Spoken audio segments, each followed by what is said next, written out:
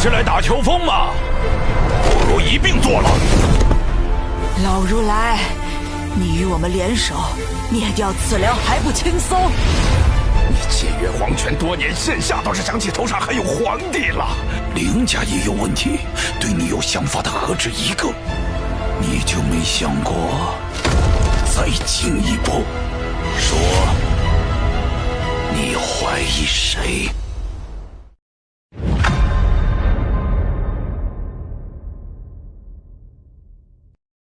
In this video, we will discuss story spoilers from Tess Ferding's episode 67. This episode continues directly from the previous storyline, where a large-scale conflict had already begun. Earlier, a confrontation broke out between a powerful Grand Master and the high-ranking leaders of a rebel sect. At the same time, forces aligned with the Empire also moved in, launching a coordinated assault on the rebel faction. With overwhelming military strength, the Imperial side was able to overpower many of the rebel members with relative ease. Meanwhile, the Grand Master found himself surrounded by several elite figures from the rebel sect.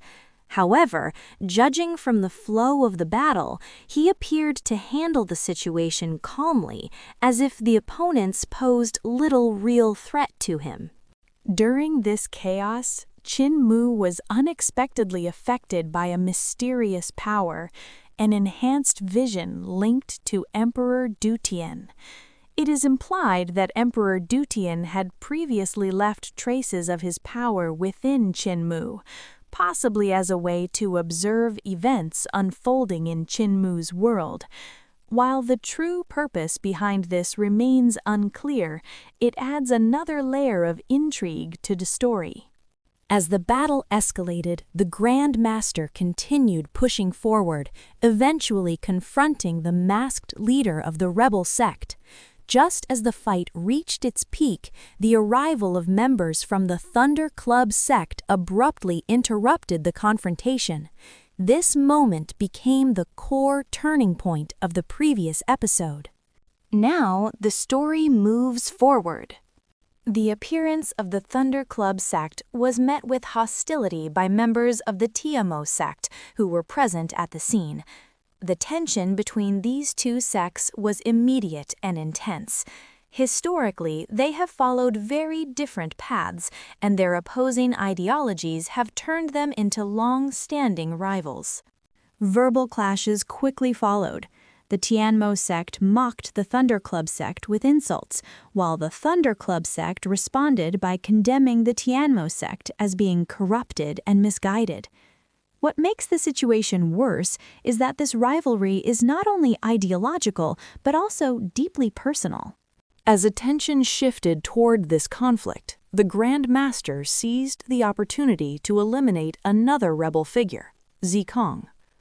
With a single decisive strike, Zikong was killed, further altering the balance of power on the battlefield. At the same time, Qinmu, now possessing Du Tian's vision, attempted to observe and analyze the techniques used by everyone present. Even though Qinmu still does not fully understand Emperor Du Tian's true intentions, he chose to use this rare opportunity for personal growth and insight. However, the battlefield had now become extremely complicated. Multiple factions were involved. The remaining rebel sect forces, the mysterious masked figure revealed to be connected to the Ling family, who surprisingly carries imperial blood, and the escalating hostility between the Tianmo sect and the Thunder Club sect.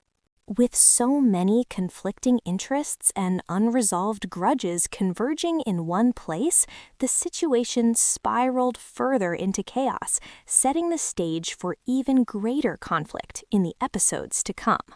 From my perspective, this episode places less emphasis on absolute victories and more on hidden agendas. Qinmu's position is especially interesting. He is not the strongest figure on the battlefield, but he may be the one gaining the most from what he observes. Rather than power alone, this part of the story highlights awareness, patience, and timing as key elements that could shape future outcomes. At this point, Old Roulet, a senior figure representing City Thunder Club, stepped forward to calm the situation. His intention was to put an end to the escalating conflict and the prolonged arguments between the factions. To reinforce his presence, Old Roulet revealed an illusion known as Mount Meru. Through this manifestation, the strength of the Thunderclap sect was displayed, including the appearance of Body Monk Sadfad and several other Thunderclap members. The sudden display immediately drew everyone's attention, effectively silencing the chaos on the battlefield. Even the Grand Master, who had been fully focused on combat moments earlier, shifted his attention toward Old Roulet, carefully observing him to understand what kind of proposal would be presented. Old Roulet then offered a compromise to the rebel factions. He proposed that they abandon their involvement in political conflicts and instead join Thundercamp, choosing to follow the Sect's philosophy of Zen peace, essentially aligning themselves with the teachings of Buddhism. The Grand Master, however, was not immediately convinced. Allowing the rebels to live meant there was no absolute guarantee that they would not return to their former path in the future and once again threaten the Empire or challenge the Grand Master himself. In response, Old Roulet confidently assured everyone that this would not happen. He stated that Thunder Club would personally oversee the former rebels, ensuring they remained on the Buddhist path and did not stray back toward rebellion. Eventually, the Grand Master agreed to trust Old Roulet's assurance. Another reason behind this decision was his physical condition. After prolonged fighting, his body had reached its limit, and continuing the battle was no longer ideal. As a result, he accepted Old Roulet's proposal. However, Duke Wei and representatives of the Empire strongly opposed this decision. From their perspective, allowing the rebels to join Thunder Club would only strengthen the sect further, potentially creating a serious future threat. This concern was amplified by the already tense relationship between Thunder Club and the Yanka Empire, making it difficult to fully trust their intentions. After further discussion, a middle ground was finally reached. The Grand Master requested that Old Roulet refrain from taking custody of the mysterious masked man, leaving him under the authority of the Yanka Empire. This was because the masked figure was widely regarded as the key instigator behind the rebel uprising. Old Roulet agreed to this condition. As for the remaining leaders of the rebel sects, they initially refused the negotiation, unwilling to submit themselves to Thunder Club. However, they also understood that rejecting the offer would force them back into direct conflict with the Grand Master, an outcome they were unlikely to survive. In the end, facing no better alternative, they chose the path of survival and accepted Old Roulet's terms. From my perspective, this segment highlights that the conflict is no longer driven purely by strength. Instead, negotiation, influence, and long-term consequences take center stage. Old Roulet's role feels less like that of a warrior and more like a strategist, someone who understands that control does not always come from force, but from guidance and structure. Meanwhile, the Empire's hesitation is understandable, as power balances are clearly beginning to shift. Afterward, the remaining rebel members officially joined the Thunderclap sect. However, the situation was very different for the masked man, who was now under the Grand Master's custody. He could not accept this outcome, especially after being taken under imperial authority. It was widely suspected that he came from the Wallen lineage, a family closely connected to Emperor Yang Feng. If his true identity were to be exposed as someone with imperial blood ties, it could potentially trigger serious internal conflict within the Yonka Empire itself. Faced with this reality, the masked man made a final decision. Before any further investigation could take place, he ended his own life, ensuring that his true identity would never be revealed. As a result, the mystery surrounding who he truly was remained unresolved. What makes this moment even more complex is that the Grand Master had anticipated this outcome. Rather than escorting the masked man to the Empire, an action that could destabilize the imperial structure and disgrace the royal family, the Grand Master chose a path that preserved political balance. He had no intention of disrupting the Empire's internal order, nor did he seek power within the imperial hierarchy. Instead, his focus remained on what he described as his 3 eternal deeds, choosing a path separate from political ambition. Once everything was settled, Old Roulet escorted the former rebel leaders, now members of the Thunderclap Sect, back to their territory. The remains of the masked man were handled respectfully, while official evidence was delivered to the Anyanka Empire as part of a formal report on the Southern Mission. As Old Roulet prepared to depart, he briefly looked toward Qinmu and addressed him with the title Senior Brother. This form of address is commonly used among high-ranking sect members and was offered casually without implying that Qinmu held leadership over the Tianmo sect. Unexpectedly, Qinmu returned the greeting. This simple response immediately caused confusion among the Thunderclap members, leading many to assume that Qinmu must be the true master of the Tianmo sect. In their view, if Qinmu were not a sect master, he would have remained silent. Several Tianmo members panicked and questioned Qinmu's decision, warning him that responding to the greeting could expose his identity and put him at risk. Qinmu, however, calmly explained his reasoning. As a sect master, he believed dignity and self-respect were essential. From his perspective, mutual acknowledgement among high-ranking figures was a matter of principle. Despite this explanation, the Tianmo members still believed the decision was reckless. They felt Qinmu should have continued hiding his status to ensure his safety. After the Thunderclap sect departed, some of Old Roulet's subordinates questioned him. They asked why Thunderclap had chosen to withdraw earlier despite having what seemed like a clear opportunity to eliminate the Grand Master, especially since rumors suggested the Grand Master was already injured. Old Roulet responded coldly. Those who believed the Grand Master was wounded are no longer alive. He then issued a warning, reminding them that the Grand Master was far more cunning than he appeared. Anyone who underestimated him risked meeting the same fate as those who had already fallen. In my view, this part of the story emphasizes restraint over dominance. Rather than pursuing total victory, the Grand Master chose stability, both for the Empire and for the larger balance of power. Qinmu's brief exchange with Old Roulet may seem minor, but it subtly reshapes how others perceive him. Sometimes a single response can reveal more than a full declaration. Meanwhile, Old Roulet's final warning reinforces one key theme of this arc. True danger doesn't always come from visible strength, but from those who patiently wait for others to make mistakes. Old Roulet then emphasized that the Grand Master was a once-in-500 years genius. Not only did he possess extraordinary talent in cultivation techniques and raw power, but he also excelled in strategy and battlefield tactics.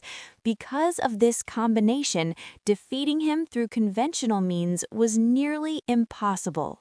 At that moment, some of the former rebels asked Old Roulet whether he knew the true master of the Tianmo sect. Old Roly calmly replied that the person in question was the one who had returned his greeting earlier, Qinmu. Old Roly also expressed a hint of regret. In the past, he had entrusted the staff of enlightenment to his uncle.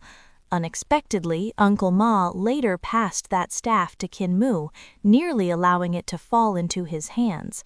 Fortunately, Qinmu chose to give the staff to his companion instead, a giant ape, preventing any further complications. Meanwhile, Duke Wei remained strongly opposed to handing the rebels over to City Thunder Club. From his perspective, Thunder Club was still considered a rival of the Nanka Empire. Duke Wei believed that Old Rowley's actions were not purely about peace, but rather about preserving rebel forces that had once stood against the Empire. If the rebels had been eliminated by the Grand Master, the number of factions opposing the Empire would have decreased significantly. By sparing them, Duke Wei feared that Thunder Club was quietly rebuilding strength, potentially creating a far greater threat in the future. Duke Wei openly admitted that this possibility deeply troubled him. The Grand Master then stepped in to calm Duke Wei. He acknowledged that Duke Wei's concerns were reasonable and that Old Roly might indeed have hidden intentions. However, he also pointed out a critical detail. Many of the rebel leaders were already advanced in age. Their vitality had declined, and realistically, their remaining lifespan was limited. Because of this, the Grand Master believed they were unlikely to pose a long-term threat. Time itself would gradually weaken them, either through aging or natural decline. The Grand Master further explained that continuing the battle would not benefit him either. He was still suffering from injuries sustained during his previous confrontation with the three ancient masters. Although these wounds were not life-threatening, they affected his combat performance enough that pushing further would be unwise. From his perspective, the earlier peace agreement was a win-win solution. At this point, Duke Wei asked a direct question. Given the Grand Master's influence and reputation within the Nyanka Empire, did he intend to seize the throne of Emperor Yanfeng? The Grand Master answered without hesitation. He had no interest in political power or imperial authority. His sole focus remained on his cultivation path, reaching the peak of immortality. Both Duke Wei and the Grand Master acknowledged that the empire itself was already facing internal instability.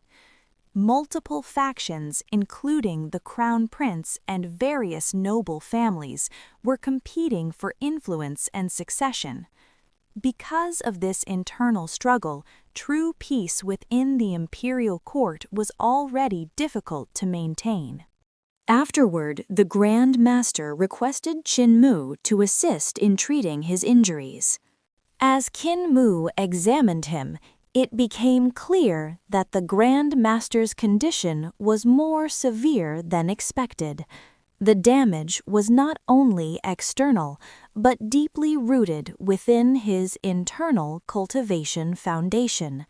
Several of his core realms, including Spirit Embryo, 5 Elements, 6 Directions, 7 Stars, Celestial Alignment, Life and Death, and Divine Breed, had all suffered varying degrees of strain.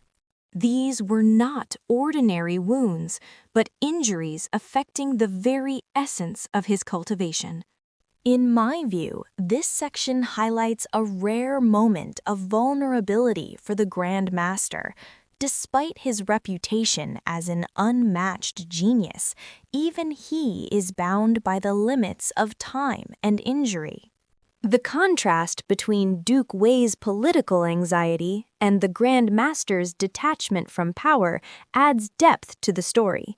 One seeks control to prevent chaos, while the other avoids power entirely to preserve his path. Most interestingly, Qinmu's role quietly shifts here, from observer to someone trusted with matters affecting the core of a legendary cultivator. This may signal that his importance in the story is far greater than it initially appears. This situation presented a serious challenge for Qinmu.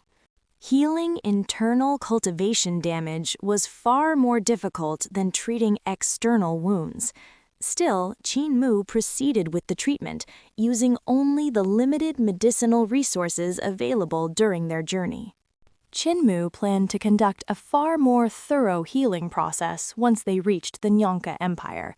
Even with basic materials, his methods were effective enough that the Grand Master gradually began to feel his condition improving, sensing his internal balance slowly returning. Shortly after arriving at the empire, they received tragic news. A noble elder from the Ling family, known as Ling Yingfeng, who was regarded as the empire's 8th imperial elder, had been reported dead following an apparent suicide. This revelation answered a long-standing mystery. The masked man they had previously encountered, the one who had taken his own life, was in fact Ling Yingfeng himself. The Grand Master had already suspected the truth, but chose to remain silent to avoid unnecessary turmoil. Now the matter had finally come to light. As for Emperor Yanfeng, he had long known that Ling Yingfeng was the one who had been orchestrating unrest within the Nyanka Empire. However, the emperor did not view him as a traitor seeking the throne. Instead, he believed Ling Yingfeng's actions were aimed at stopping the Grand Master. From Ling Yingfeng's perspective, the Grand Master had become a potential threat to the noble families. He feared that the Grand Master's growing influence could eventually place him in a position equal to or even above the emperor himself. Because of this fear, Ling Yingfeng chose to act.